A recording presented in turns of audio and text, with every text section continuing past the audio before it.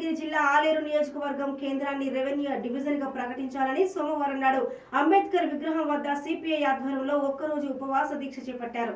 ఈ సందర్భంగా దీక్షలో కూర్చున్న సిపిఐ జిల్లా నాయకులు చెక్కా వెంకటేష్ మాట్లాడుతూ ఆలేరును రెవెన్యూ డివిజన్ గా ప్రకటించేంత వరకు తమ పోరాటం ఆగదని అన్నారు. ఉపవాస దీక్షను సిపిఐ జిల్లా కార్యదర్శి గోదా శ్రీరాములు ప్రారంభించగా ఈ కార్యక్రమంలో పసునూరి వీరేశం, బండి జంగమ్మ, ఆర్ జనార్దన్, ఇప్ప రామకృష్ణ, డాక్టర్ మురళి, రాములు, బింగి నరసింహులతో పాటు సిపిఐ కార్యదర్శి కనకయ్య తదితరులు పాల్గొన్నారు.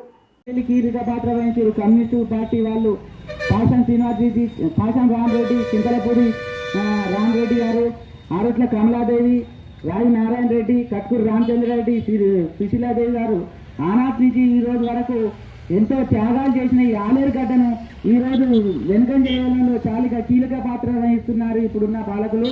దయచేసి వెంటనే ప్రకటించాలి, రెవెన్యూ డివిజన్ వెంటనే, ఆలేరు రెవెన్యూ డివిజన్ వెంటనే, ఆలేరు నియోజక కేంద్రంలో ఉన్న రెవెన్యూ డివిజన్ వెంటనే పోరాడదాం. రెవెన్యూ డివిజన్ సాధించేంత వరకు పోరాడదాం. రెవెన్యూ డివిజన్ సాధించేంత వరకు భారత కమ్యూనిస్ట్ పార్టీ సిపిఐ ఆలేరు మండల సమితి ఆధ్వర్యంలో ఈ రోజు 10 గంటల నుండి 5 గంటల వరకు ఉపవాస దీక్ష కార్యక్రమాన్ని నేను చెక్కా వెంకటేష్ గా సిపిఐ పార్టీ జిల్లా కార్యవర్గ సభ్యులుగా కొనసాగిస్తా ఉన్నా.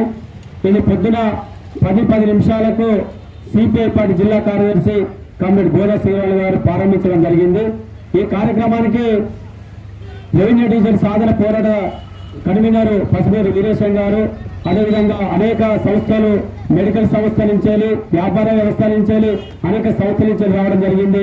ఎమ్మెల్యే పార్టీల వాళ్ళు కూడా, జనార్దన్ గారు కూడా రావడం జరిగింది. ఆల్ పార్టీస్ వాళ్ళు రావడం జరిగింది.